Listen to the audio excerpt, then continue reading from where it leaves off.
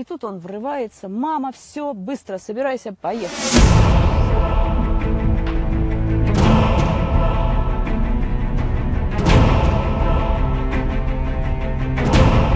Там было действительно страшно, очень громко, очень страшно. Мы ехали по трассе, и там сгоревшие машины, машины в кювете, все эти от взрывов, следы взрывов. Это было страшно. Там было 15 минут на принятие решения. Мама категорически отказывалась уходить.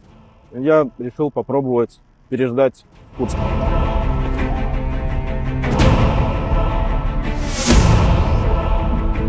Горит соседний дом. Дом подруги.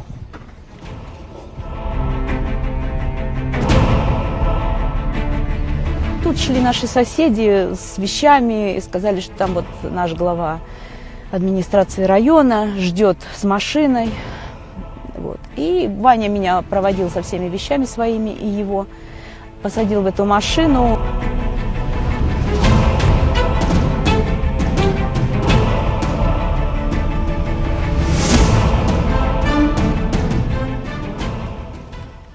Дрон. Я слышу дрон. Как же отсюда выйти-то, а? Я прям таки в ловушке. Они сейчас любую цель будут искать.